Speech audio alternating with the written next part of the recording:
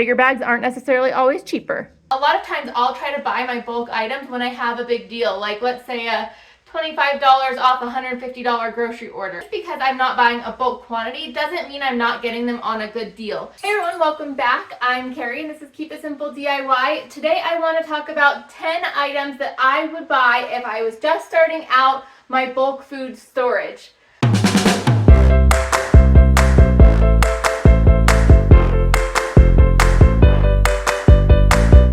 So I am in my drop station. This is where I have a good portion of my bulk food storage, and I want to talk about the items that are in here, and then we'll move to other areas and I'll show you some other items that I have. So the first thing that I would want to stockpile are things that I can use for baking in multiple different items. So that would be flour, sugar, salt, and then baking powder and baking soda. Those items are going to be so important for making so many different things. You can make pancakes, cakes, cookies, breads, you name it. The list goes on, but basically have the flour is your base, and then of course salt is something that brings out the flavor in anything, and then a leavener. Your baking powder and baking soda are your leaveners. So let me show you how I store mine. I do not store mine in those giant 5-gallon buckets. While I think that would be a great way to store them, right now it doesn't work with the space that I have in my house, and so I am storing things based off of what fits best. So I have this little tiny cabinet here, and I like to keep my sugar and my flour, and I use these smaller packages because they fit perfectly in here, and because I can then take just one package at a time and stick it into my flour container and it fits perfectly. I did used to get 10-pound bags instead of 5-pound bags, and I would have 2 different flour containers, but I don't have 2 at the moment, or a printer to print another label. So I've just been going with this.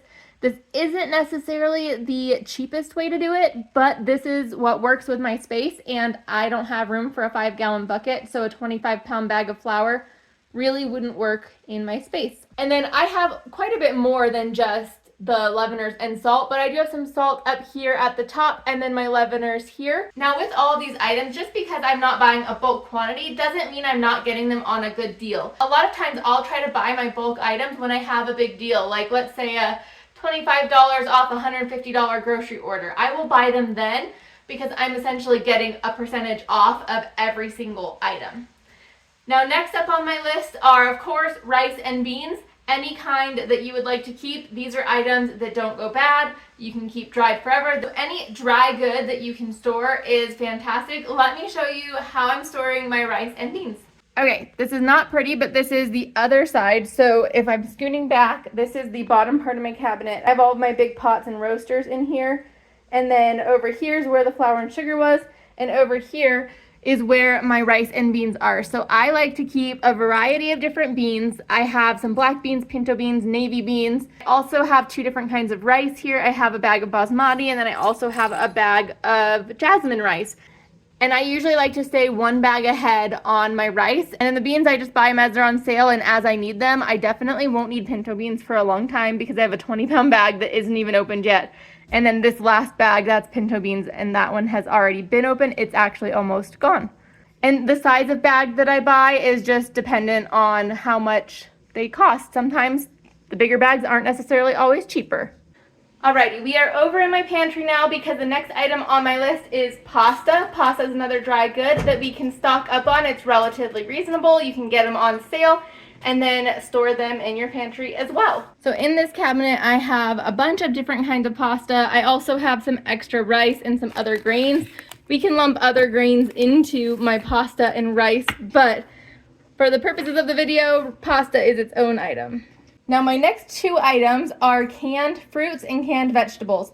I'm currently out of canned fruits. I do have some frozen still, but canned fruits and canned vegetables, either stocking up on the canned items when they're on sale or stocking up on the items themselves when they're on sale and canning them yourself.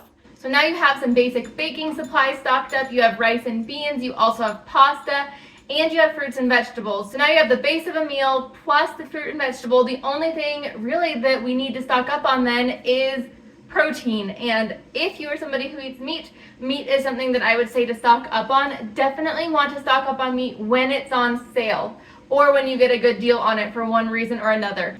I would not go to the store and stock up on something just to stock up on it. I would make sure that I have a really good deal before I do.